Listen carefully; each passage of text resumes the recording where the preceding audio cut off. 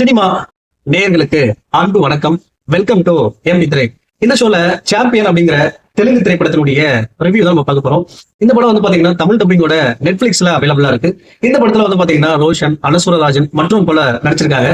இந்த படத்தினுடைய கதை அப்படின்னு பாத்தீங்கன்னா ஹிஸ்டாரிக்கல் ஈவெண்ட்டை மையமா வச்சு எடுக்கப்பட்ட ஒரு ஸ்போர்ட்ஸ் டிராமா அப்படின்னே சொல்லலாம். சோ அந்த ஹிஸ்டாரிக்கல் ஈவெண்ட்டுடைய பேர் என்ன அப்படின்னா வைரப்பள்ளி ஈவெண்ட் அப்படின்னு சொல்லலாம். சோ 1947ல நமக்கு எல்லாருமே வந்து பாத்தீங்கன்னா சுதந்திரம் கிடைச்சிடும். பட் ஹைதராபாத் மட்டும் வந்து பாத்தீங்கன்னா நிஜாமுடைய கண்ட்ரோல் இருக்கும். சோ அது வந்து பாகிஸ்தானோட இணைக்கிறதா இல்ல இந்தியாவோட இணைக்கிறதா அப்படிங்கிற ஒரு பயங்கர டிஸ்கஷன் போயிட்டு இருக்கும். அந்த சமயத்துல வந்து பாத்தீங்கன்னா நிஜாம் வந்து பாத்தீங்கன்னா பாகிஸ்தானோட இணைக்கலாம் அப்படிங்கிற மாதிரி ஒரு முடிவுக்கு வராரு. அந்த சமயத்துல மக்கள் எல்லாமே வந்து பாத்தீங்கன்னா அதுக்கு பயங்கர எதிர்ப்பா இருக்காங்க. சோ அந்த டைம்ல மக்களை தன் வசப்படுத்துறதுக்காக ரசாக் அப்படின்னு சொல்லப்படுற ஒரு பிரைவேட் மிலிட்டரி போர்ஸை யூஸ் பண்றாரு. அவங்க என்ன மாதிரியான விஷயங்கள் பண்றாங்க, அதுக்கு அந்த வைரப்பள்ளி அப்படிங்கிற ஒரு மொத்த கிராமமே எப்படி அதுக்கு ஆப்போசிட்டா நிக்கிறாங்க, சோ அவங்க என்ன மாதிரியான விஷயங்கள் பண்றாங்க, இப்படி இருக்கக்கூடிய சூழ்நிலையில ஹீரோ எப்படி அந்த வில்லேஜுக்குள்ள வராரு. ஹீரோவை பொறுத்த வரைக்கும் வந்து பாத்தீங்கன்னா ஒரு பயங்கர ஃபுட்பால் பிளேயரா இருக்காரு. அவர் வந்து பாத்தீங்கன்னா இங்கிலாந்துல போய் செட்டில் ஆகணும் அப்படின்ற மாதிரி பிளான் பண்றாரு. பட் விசா கிடைக்கிறதுல ஒரு சில பிரச்சனைகள் வருது.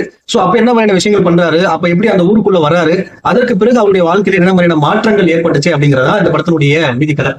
இந்த படத்தை பத்தி ஆலோசனம் அப்படின்னா, அதாவது இந்த ஹிஸ்டாரிக்கல் ஈவெண்டோட அந்த ஸ்போர்ட்ஸ் டிராமாவை கனெக்ட் பண்ணிருப்பாங்க. அது ரொம்ப இன்ட்ரெஸ்டிங்கா இருந்துச்சு அப்படின்னு சொல்லலாம். அதே போல இந்த படத்தினுடைய ஆரம்பத்திலேயே அந்த ஃபுட்பால் சீக்வன்ஸ் எல்லாம் காட்டுவாங்க. அதெல்லாம் வேற லெவல்ல எடுத்திருந்தாங்க அப்படின்னு தான் சொல்லணும். அதே போல வந்து பாத்தீங்கன்னா ஹீரோ அந்த ஊருக்குள்ள என்ட்ரி ஆகிற வரைக்கும் வந்து பாத்தீங்கன்னா படம் வந்து பாத்தீங்கன்னா ஒரு மாதிரி இன்ட்ரெஸ்டிங்கா கொண்டு போயிருந்தாங்க. அந்த ஊருக்குள்ள என்ட்ரி ஆனதுக்கு பிறகு, அதாவது ஹீரோ எதுக்கு அந்த ஊருக்குள்ள வந்தாரு அப்படிங்கிற விஷயத்தையும் மறந்து சம்பந்தமில்லாத விஷயங்கள் எல்லாம் பண்ணிட்டு இருப்பாரு. அதாவது ஹீரோயின் கூட ரொமான்ஸ் பண்றது, அப்புறம் டிராமாவில் நடிக்கிறது, இப்படி நிறைய விஷயங்கள் பண்ணிட்டு இருப்பாரு. அதுக்கப்புறம் வந்து பாத்தீங்கன்னா கதையும் அப்படியே படுத்துருச்சு அப்படின்னு சொல்லலாம்.